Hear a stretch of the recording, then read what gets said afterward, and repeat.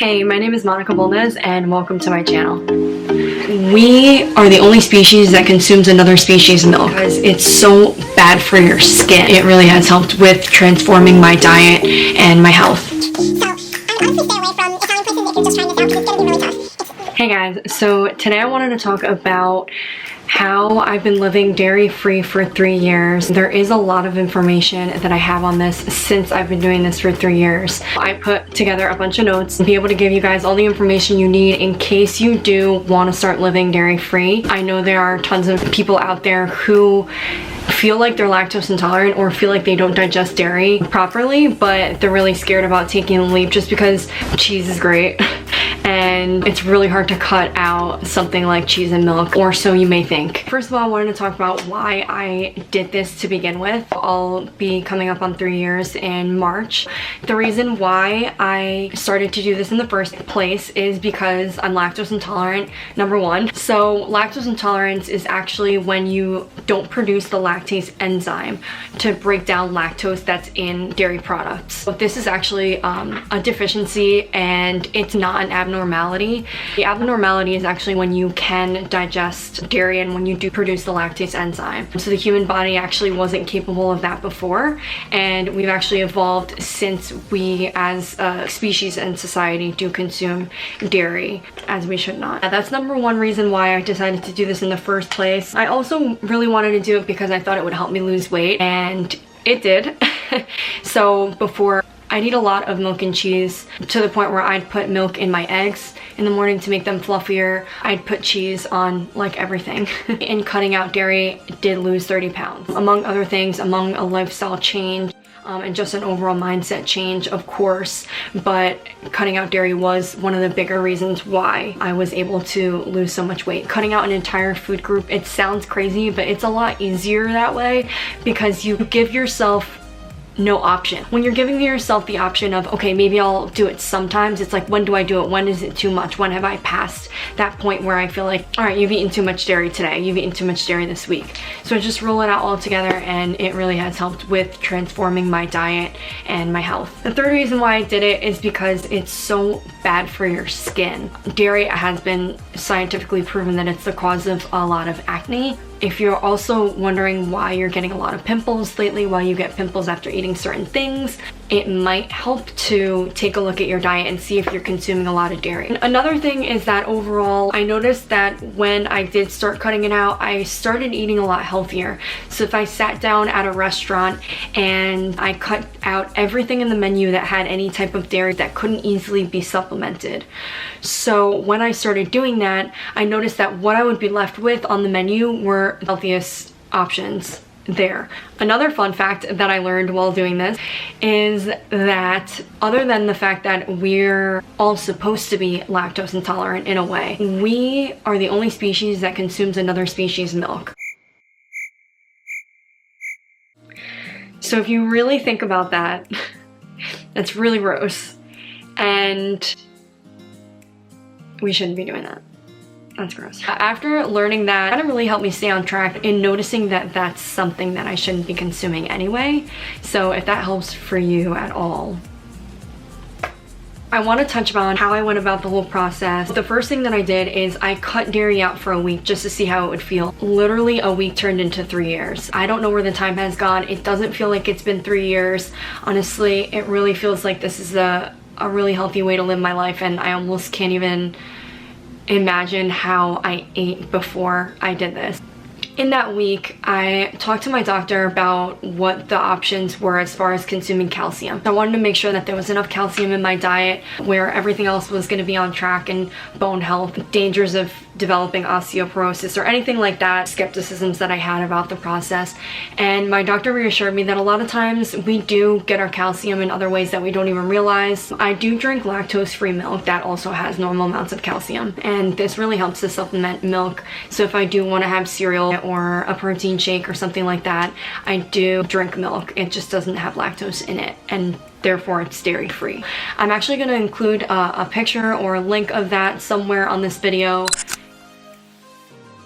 I love that. I think it tastes like regular milk, and it's not like almond milk where it's thicker, so you wouldn't drink that in a glass. Just plain. Once I did realize that maybe this was a lifestyle that I wanted to keep up with, I started giving myself dairy days every month. I do give myself one day a month that I get to have any and all dairy that I want, and this helps me stay on track. It keeps me from having cravings or feeling like I'm really restricted in my diet. It really helps me to keep going without feeling like this is something that's unsustainable or something that I can't do. But those dairy days, I noticed that at the beginning I wanted to have dairy breakfast, lunch, and dinner. Honestly, now I'll have dairy for breakfast or I'll have it for lunch. As I got deeper and deeper into being dairy free, I noticed that those dairy days would just remind me how much I love being dairy free. I just really wanted to go back to my dairy free lifestyle after those days. It just motivated me even more. Tips that I have for you if you're starting a dairy free lifestyle: I do carry LACTAID pills with me when I am having a dairy day. So I wanted to show you guys what those look like in case you haven't seen them.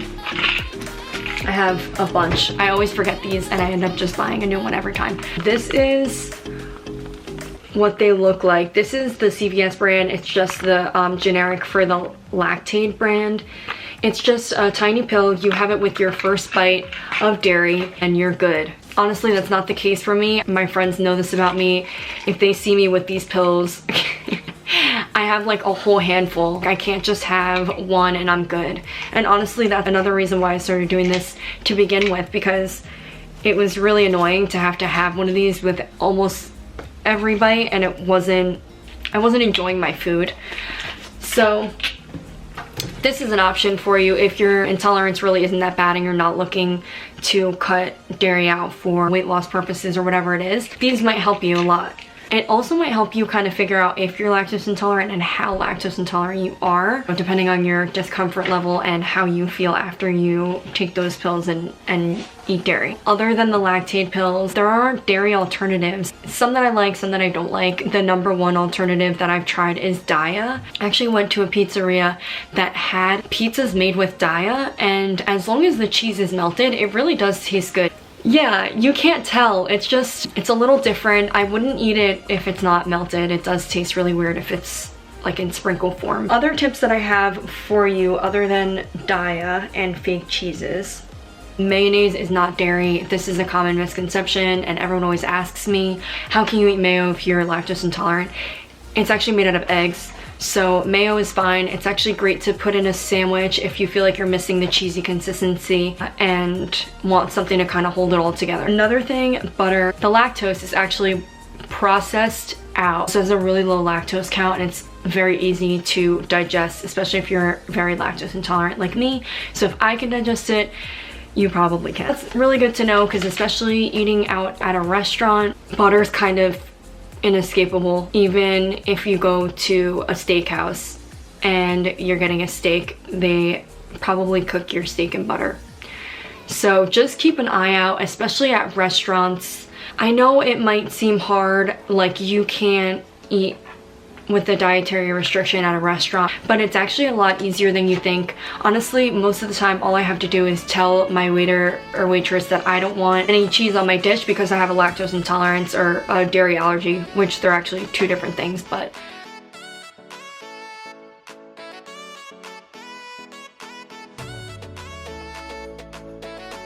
yeah, it's really simple, and most of the time they're really able to work with you and help you out, and they'll let you know like, oh, okay, well, this has this in it. Is that still okay, or do you want to supplement that, etc. Another thing I want to mention, which I have never experimented with, lactose-free cheeses. Basically, the process is lactose gets separated and drained during the aging process, so the more aged the cheese is, the less likely that the lactose will affect your stomach. You can actually search Google for this. The ones I found are Parmesan, Cheddar, Gouda, Swiss. There were different ones like Brie on there. I don't know how much I trust that just because Brie is such a liquidy cheese. I don't know, I could be wrong. Comment below if you know anything about this and if Brie really is dairy-free, because I don't trust that at all. Other tips that I have for you, I would say honestly that Italian restaurants, or just Italian food in general, is the toughest for me to eat dairy free, because you Italians love your cheese and you put it on everything.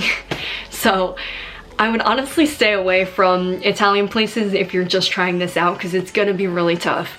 It's really not normally enjoyable for me to eat dairy-free there unless I get some type of grilled chicken or pasta in a light oil with some veggies or shrimp or something like that. I'm not a seafood person, but I'm sure that you can escape the cheese there. The last tip that I have for you is to avoid any dishes that are completely ruined if you take the cheese out. Like, please don't get nachos with no cheese. So try to find things that don't need to be kind of glued together by cheese. So yeah, I hope this helped from a standpoint of someone who's been doing it for 3 years. Honestly, I saw so many improvements. The weight loss was incredible.